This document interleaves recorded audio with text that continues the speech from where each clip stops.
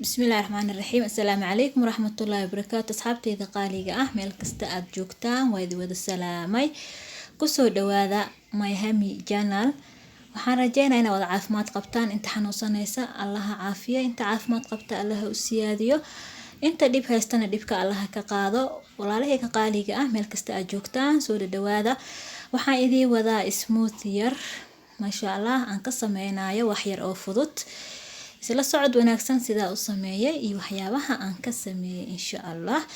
waan idin wada mahad celinayaa sida quruxda badan ay ugu xiran tihiin dhamaantiinba asxaabta cusub ay ugu soo biirtay asxaabta hore iyo la joogta kuligiinba waa idin jecelahay channelka waa channelkiina aad ayaan u mahadsantihiin sida ay la socotaan insha Allah smoothie-geen wuxuu ka koobnaa doonaa wax yar oo fudud masha Allah aad ayuuna u macaan yahay wuxuu ka kooban yahay waa qaro yogurt ka isticmaala waa strawberry sokor iyo baraf waxa kale ku darsan doonaa wax yar oo ah strawberry carfisada strawberry-ga ah insha Allah tifle ku sii doonaa kama badinaayi waa wax yar oo fudud masha Allah waa smoothie yar oo nafaqaysan ayaan idila wadaagi doonaa insha Allah hadda waxa uu ii jarjaran yahay qaraha waan soo diyaarsaday waa kaasa carfisada strawberry falfayris waxay u yeelaysaa dhadhan iyo caraf yar ayay u yeelaysaa masha Allah kan waxa ii yaalo baraf sokor yar sokorta kama badi doono insha Allah yogurtka asiga macaan qaraha asaga macaan hadda waxaan soo qaatay blendadii waan ku shuba doonaa qaraha ayaan ku shubanayaa insha Allah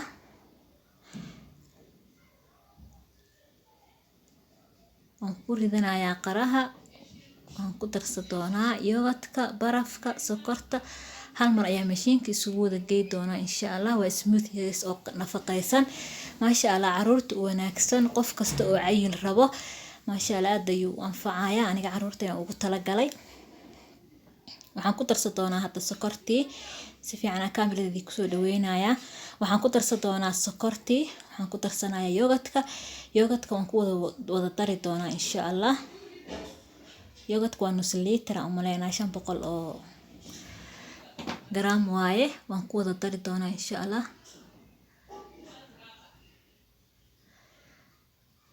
waan ku wada darsanaa insha Allah walaaleyga qaaliga kuma daray wax biyo ah smoothie-ga wuu adag yahay soo maahan ma u baahnaba